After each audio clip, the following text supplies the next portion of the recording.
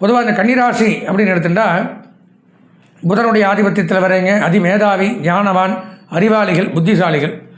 அப்படி இருக்கிற தங்களுக்கு இந்த மாத பலாபலன்களில் ராசியில் எந்த கிரகம் இல்லை, 2, 3, 4, 5 ஒன்றுமில்லை, 6ஆம் இடத்துல ராகு மிகச் சிறப்பு.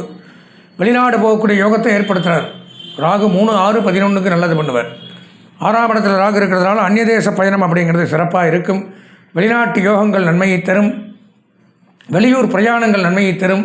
இருந்து வந்த வம்பு வழக்குகளிலிருந்து விடுபடலாம். புதிய நட்புகளால் ஆதாயம். புதியதொரு பெரிய மனிதருடைய சகவாசம் நமக்கு நன்மையை கொடுக்கும். எதிர்பார்த்த காரியங்களில் வெற்றி கிடைக்கும்.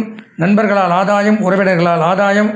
ஆலய வழிபாடுகள், ஆலய சுற்றுலாக்கள்லாம் செல்லக்கூடிய அமைப்பை கொடுக்குறார். அதே சமயம் 7ஆம் இடத்துல சனி அப்படிங்கிறது நன்மையை தராது.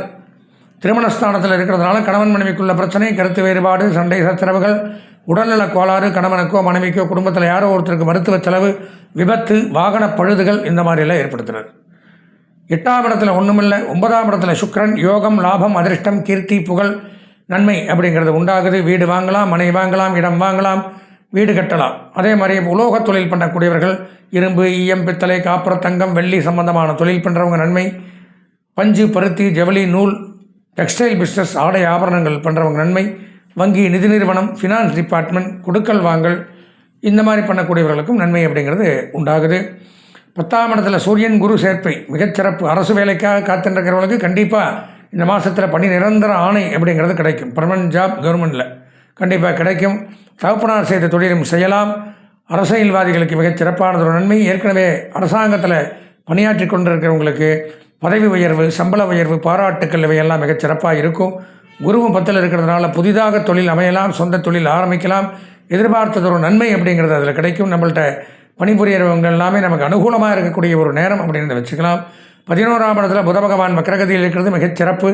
கல்வி பயிலக்கூடிய மாணவர்கள் கல்வித்துறையில் முன்னேற்றத்தை அடையலாம். கல்விக்கூடங்கள், கல்வி சாலைகள், கல்லூரிகள், தட்டச்சு, சுருக்கெழுத்து அகாடமி, டுட்டோரியல் காலேஜ், பயிற்சி நிறுவனங்கள் இந்த மாதிரி வச்சு நடத்துகிறவங்களுக்கு நன்மை. அதே மாதிரி ஆடிட்டிங், அக்கௌண்டன்ட், எழுத்து, teaching professional, IT, engineering, computer, trading, marketing, agencies, business பண்ணுறவங்க இவங்க எல்லாருக்குமே நன்மைகள் அப்படிங்கிறது அதிகரிக்குது. மிகச்சிறப்பானது ஒரு அமைப்பு அப்படிங்கிறது ஏற்படுது. 12ஆம் இடத்துல செவ்வாய், கேது சில பேருக்கு உடல்நல கோளாறு, சுகர், ப்ரெஷர் இந்த மாதிரி இருந்ததுன்னா அதனால் ஒரு தொல்லைகள் அப்படிங்கிறது ஏற்படலாம். ஜாக்கிரதையாக இருக்கணும். இறை வழிபாடு ஆன்மீக மாதம்னே சொல்லலாம். இந்த மாதம் முழுவதும் நீங்கள் ஆன்மீக பயணங்கள் போகிறது, இறை வழிபாடு பண்ணுறது, தான தர்மங்கள் பண்ணுறது, வீட்டில் ஹோமங்கள் பூஜைகள்லாம் பண்ணிக்கிறது அந்த மாதிரி அமைப்பு அப்படிங்கிறது உண்டாகுது. பொதுவாக கன்னிராசி அப்படின்னு எடுத்துனோம்னால் இந்த மாத பலாபலன்கள் ஒரு 90% நன்மைகள் தங்களுக்கு ஏற்படுது. கன்னிராசி நேயர்களான தாங்கள் முக்கியமான பணிகளை தவிர்க்க வேண்டிய இந்த சந்திராஷ்டம தினம் அப்படின்னு பார்த்தோம்னா, அதாவது 18/7/2025 வெள்ளிக்கிழமை அதிகாலை 3:29 முதல் 20/7/2025 ஞாயிறு அதிகாலை 5:47 வரை இந்த சந்திராஷ்டமம் சம்பவிக்கிறது. அந்த நேரத்தில் இறை வழிபாடு மேற்கொள்வது மிகவும் அவசியம். இந்த மாதம் அதிர்ஷ்டமான வண்ணம் அப்படின்னு பார்த்திங்கன்னா கரும்பச்சை, அனுகூலமான திசை வடகிழக்கு, அதிர்ஷ்டமான எண் 5, வணங்க வேண்டிய தெய்வம் ஆஞ்சநேயர். இந்த ஜூலை மாதத்தில் வரக்கூடிய விசேஷ தினங்கள் என்னென்ன விசேஷம், ஒவ்வொருத்தருக்கும் ஒவ்வொரு சுவாமி பிடிக்கும். அந்தந்த சுவாமிக்கு என்றைக்கு விசேஷம் வருது, அவங்க அந்த அன்னைக்கு எந்த சாமியை விரதம் இருந்து வழிபடணும். அதில் 2/7/2025 ஜூலை 2ஆம் தேதி அப்படின்னு பார்த்தோம்னா புதன்கிழமை ஆணி திருமஞ்சனம்னு பேர். நடராஜர் அபிஷேகம், அதாவது ஆருத்ராபிஷேகம் சொல்லுவாங்க. மார்கழி மாதம் வரக்கூடியது ஆருத்ராபிஷேகம். பெண்கள் எல்லாம் நோன்பு இருந்து இந்த தாலி கயிறு இதெல்லாம் கட்டிப்பாங்க. வருஷத்தில் 2 விசேஷம், ஆணி மாதம் ஒன்று, மார்கழி மாதம் ஒன்று. அதில் ஆணி திருமஞ்சனம் அப்படிங்கிற விசேஷம், நடராஜர் அபிஷேகம், சிவாலயங்களில் மிகச் சிறப்பான வழிபாடுகள் செய்யக்கூடியது இந்த ஜூலை 2ஆம் தேதி நடக்குது. அன்றைக்கி சிவபக்தர்கள் அவசியம் ஆலயம் சென்று இறை வழிபாடு மேற்கொள்வது நன்மையை தரும்.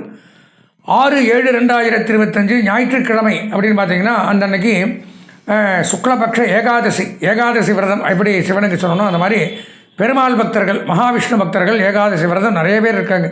பச்சை தண்ணி கூட குடிக்காதவங்க நிறையா இருக்காங்க.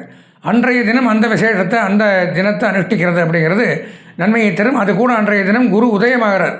இவ்வளோ நாளாக குரு அஸ்தமனமாக இருந்தார், குரு மூடம் அப்படின்னு சொல்லுவாங்க. இப்போ குரு பகவான் உதயமாகிறார் அந்த அன்னைக்கு.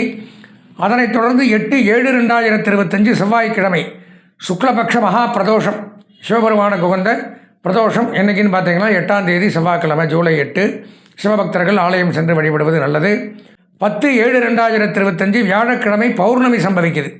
அம்பாளுக்கு உகந்த தினம். சந்திர திசை, சந்திர புத்தி நடக்கிறவங்க, ஜாதகத்தில் சந்திரன் வீக்காக இருக்கிறவங்க, மனக்குழப்பம், மனப்பதட்டம், சைக்கார்டிக் ப்ராப்ளம், மனநோய் உள்ளவர்கள்லாம் இந்த பௌர்ணமி தினத்தன்னைக்கு அம்பாளுக்கு நெய் தீபம் ஏற்றி வழிபட்டால் முழுமையாக குணமடையும். அதுக்கப்புறம் பார்த்தீங்கன்னா 14/7/2025 திங்கட்கிழமை சங்கடகர சதுர்த்தி. எல்லாருக்கும் தெரியும், விநாயகப் பெருமானுக்கு மிக மிக உகந்த தினம். சங்கடம் அப்படின்னா கஷ்டம், ஏன்டா சங்கடப்படுத்துகிறேன் அப்படிம்பாங்க. அந்த மாதிரி சங்கடம்னா கஷ்டம். ஹர அப்படின்னா அழிக்கக்கூடியது எப்போவுமே. அதான் சிவபெருமானுக்கு ஹரன்னு பேர். ஹரிஹரன், ஹரின்னா காப்பாற்றக்கூடியவன், ஹரன் அப்படின்னா அழிக்கக்கூடியவன். அப்போ சங்கடங்களை அழிக்கக்கூடிய சதுர்த்தின்னு பேர் அன்றைய தினம் விநாயகப் பெருமான் பக்தர்கள் காலையிலேருந்து விரதம் இருந்து மாலை 6 மணிக்கு விநாயகரை தரிசனம் பண்ணிவிட்டு சந்திரன் வந்தவுடன் சாப்பிட்டோம்னா அன்றைக்கி மிக மிக எதிர்பார்த்த பலன்கள், இருக்கக்கூடிய கஷ்டங்கள் அனைத்துமே போகும்.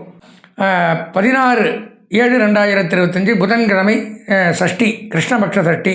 முருகப்பெருமான் பக்தர்கள் அன்றைய தினம் விரதம் இருந்து முருகனை வழிபடுவது மிகவும் நல்லது. தேய்பிரை சஷ்டி அன்னைக்கு. 17/7/2025 வியாழக்கிழமை ஆடி பண்டிகை அன்னைக்கு, ஆடி 1ஆம் தேதி.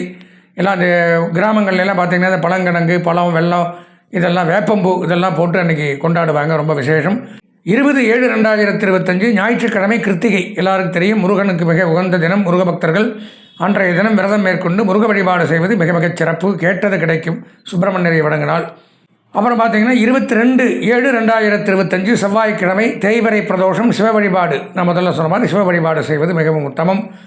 அதுக்கப்புறம் பார்த்திங்கன்னா 24/7/2025 வியாழக்கிழமை ஆடி அமாவாசை. எல்லாருக்கும் தெரியும், தை அமாவாசை, ஆடி அமாவாசை. இந்த மாலையபக்ஷ அமாவாசைங்கிறது ரொம்ப விசேஷம்.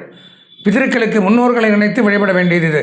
மற்ற அமாவாசை விட்டாலும் இந்த 3 ஆடி, தை, புரட்டாசியில் வர மாலையபட்சம், இந்த 3ஐயும் யார் முறையாக தவற விடாமல் தர்ப்பணம் கொடுத்து பிண்டங்கள் வைத்து பிதர்களுக்கு வழிபாடு செய்கிறார்களோ அவர்களுக்கு ஜாதகத்தில் இருக்கக்கூடிய பிதிரு சாபங்கள் அப்படிங்கிறது, முன்னோர் சாபம் அப்படிங்கிறது முழுமையாக வெளிவரலாம். அன்ற ஆடி அமாவாசைங்கிறது 24ஆம் தேதி ஜூலை மாதம் நடைபெறுகிறது. அன்றைக்கு முன்னோர்கள் வழிபாடு செய்கிறது நல்லது. அதுக்கப்புறம் பார்த்திங்கன்னா 27/7/2025 ஞாயிற்றுக்கிழமை வாஸ்து நாள். எல்லாருக்கும் தெரியும், இப்போல்லாம் நிறையா இதெல்லாம் முதல்ல தெரியாது. வாஸ்து நாள் அப்படின்னா புதிய கட்டடங்கள் துவங்குறது. வாஸ்து பகவான் அப்படிங்கிறவர் வருஷத்தில் 6 நாள் தான் முழிச்சிருப்பார். 6 மாதத்தில் ஏதோ ஒரு மாதத்தில் மற்ற நேரம் பூரா தூங்கின்னு இருப்பார்.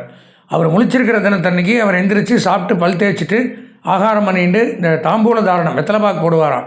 அந்த டைமில் தான் நம்ம இந்த முகூர்த்த கால் போடும்போது தான், கோயிலாக இருக்கட்டும், வீடாக இருக்கட்டும், எப்பேற்பட்ட ஒரு அலுவலகமாக கட்டடமாக எதாக இருந்தாலும் சரி, அந்த நேரத்தில் துவங்கினால்தான் அது மேலும் மேலும் விருத்தி அடையும். ஞாயிற்றுக்கிழமை என்றைக்கு வருது, காலை 7:45 8:15 அதை பண்ணணும். அந்த பூமி பூஜை பண்ணுறது ஆரம்பிக்கிறது அப்படிங்கிறது அந்த நேரத்தில் வருது. அதுக்கப்புறம் பார்த்திங்கன்னா 28/7/2025 திங்கட்கிழமை ஆடிப்பூரம் சுக்ல சதுர்த்தி. 2 விசேஷம். அம்பாளுக்கு ரொம்ப, அம்பாள் கோயிலெல்லாம் அந்த ஆடிப்பூரம் அம்பாளுக்கு வளகாப்பு அப்படிம்பாங்க சில பேர். வளையெல்லாம் பண்ணி காப்பு போட்டு இந்த மாதிரி விசேஷங்கள். ஊஞ்சல் உற்சவம் பண்ணுவாங்க அம்பாளுக்கு. வளர்பிறை சதுர்த்தி விநாயகர் பெருமானுக்கு உகந்த நாள். சங்கடகர சதுர்த்திக்கு 5 நாள் வளர்பிறை சதுர்த்தி. இது 2மே விநாயகருக்கு உகந்த தினம். விநாயகரை வழிபடுவது அன்றைக்கு சால சிறந்தது. அதனைத் தொடர்ந்து பார்த்திங்கன்னா 30/7/2025 புதன்கிழமை சுக்ல சஷ்டி, வளர்பிறை சஷ்டி. இது ரொம்ப விசேஷம். முருகப்பெருமானுக்கு விரதம் இருந்து சஷ்டியில் இருந்தால் அகப்பையில் வரும்னு சொல்லுவாங்க. இது அப்படியே மாற்றி தான் சஷ்டியில் இருந்தால் அகப்பையில் வரும்பாங்க சாப்பாட்டுக்கு. சஷ்டியில் விரதம் இருந்தால் அகப்பை, அகம்னா நம்ம சரீரத்துக்கு பேர், உடலுக்கு பேர் அகம். அகத்தில் இருக்கிற பை அப்படிங்கிறது கர்ப்பப்பையை தான் குறிக்கும். சஷ்டியில் விரதம் இருந்தால் கண்டிப்பாக கர்ப்பப்பையில் குழந்தை வரும். குழந்தை இல்லாதவர்களுக்கு இந்த சஷ்டி விரதம் அப்படிங்கிறது நிறைய பேர் இந்த கண்கூடாக நடக்கிறது. ஒரு 6 விரதம் இருந்துட்டாங்கன்னா கண்டிப்பாக வயசு 45-50 வயசு ஆனாலும் அவங்க எனக்கு தெரிஞ்சே நிறைய நடந்திருக்கு. அந்த மாதிரிலாம் விரதம் இருந்து முருகனை வழிபட்டு வேண்டின்னு வரும்பொழுது 6வது சஷ்டிக்குள்ளேயே அவங்க மாதமாயிடுறாங்க, கருவுட்டுறாங்க, குழந்தைய பாக்கியங்கிறது கிடைக்கிது. இந்த சஷ்டி விரதம்ங்கிறது ரொம்ப முக்கியம். அது 30/7/2025 அப்படிங்கிறது புதன்கிழமை அன்னைக்கு சம்பவிக்கிறது. இதெல்லாம் இந்த மாதத்தில் வரக்கூடிய விசேஷ தினங்கள். அன்பார்ந்த நேயர்களே, நாம் இது வரைக்கும் இந்த மாத ராசி பலன்கள் அப்படிங்கிறத கிரகங்களுடைய பெயர்ச்சிகளை, நகர்வுகளை பொதுவாக வச்சு 9 கிரகங்களும் எங்கெங்கே இருக்குது, அதனால் என்னென்ன நன்மை தீமைகள் அப்படிங்கிறத தான் பொதுவாக பார்த்தோம். இது ஒரு பொது பலன்.